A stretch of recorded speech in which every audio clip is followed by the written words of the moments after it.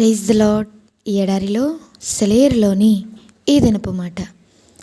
కాబట్టి వడలిన చేతులను సడలిన మోకాళ్ళను బలపరచుడి, మరియు కుంటికాళ్ళు బెనకక బాగుపడు నిమిత్తము నీ పాదములకు మార్గములను సరాలము చేసుకొనుడి. ఆమేన్. హెబ్రీయులకు రాసిన పత్రిక 12వ అధ్యాయము 12-13 వచనములు.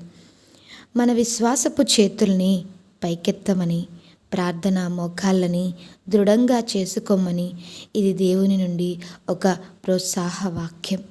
ఒక్కోసారి మన విశ్వాసం అలసిపోయి వడిలిపోయి నిరాశపడిపోతుంది. మన ప్రార్థనల్లో తీవ్రత పదును తగ్గుతుంది. ఈ వాక్యంలో కనిపించే దృశ్యం కొట్టొచ్చినట్టుగా ఉంది.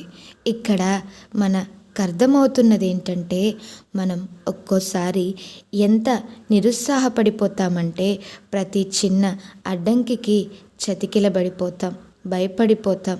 దాన్ని ఎదుర్కోకుండా చుట్టూ తిరిగి నడిచి వెళ్ళాలనిపిస్తుంది. తేలిక దారుల్ని వెతుకుతాం. ఒకవేళ నీకేదన్నా అంగవైకల్యం ఉండి దేవుడు దాన్ని బాగు చేయడానికి సిద్ధంగా ఉన్నాడనుకో, కానీ అందుకోసం నువ్వు చేయవలసింది నీకు కష్టంగా అనిపిస్తుంది. మనుషుల్ని సహాయం అడగడం తేలిక అనిపిస్తుంది. లేకపోతే ఏదో ఒక విధంగా దానంతటిని తప్పించుకోగలిగితే బావుండు అనిపిస్తుంది. అత్యవసర పరిస్థితుల్ని హడల్గొట్టే సమస్యలు ఎన్నిసార్లు మనకెదురవ్వలేదు? వాటిని తప్పించుకోవడానికి ఎన్నిసార్లు మనం సాకులు చెప్పలేదు? దాన్ని గురించి ఆలోచించడానికి ఇప్పుడిప్పుడే నేను సిద్ధంగా లేను. అలా కాదు, ఎంతో కొంత త్యాగం చేయాలి, ఎంతో కొంత లోబడాలి, ఏదో ఒక ఎరుకో పట్టణాన్ని పట్టుకోవాలి. ప్రార్థనకు ఏదో ఒక జవాబు వచ్చేదాకా కనిపెట్టాలి.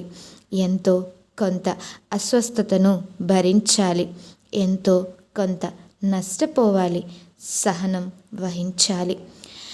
దేవుడు అంటున్నాడు, వెడలిపోతున్న చేతుల్ని పైకెత్తండి, వరదలో గుండా సూటిగా నడిచిపోండి.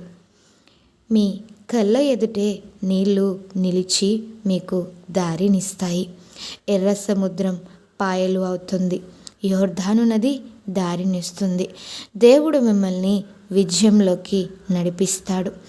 మీ కాళ్ళు దారి తప్పి పోనివ్వకండి. మీ విశ్వాసం బలపడనివ్వండి. ధైర్యంగా సాగిపో.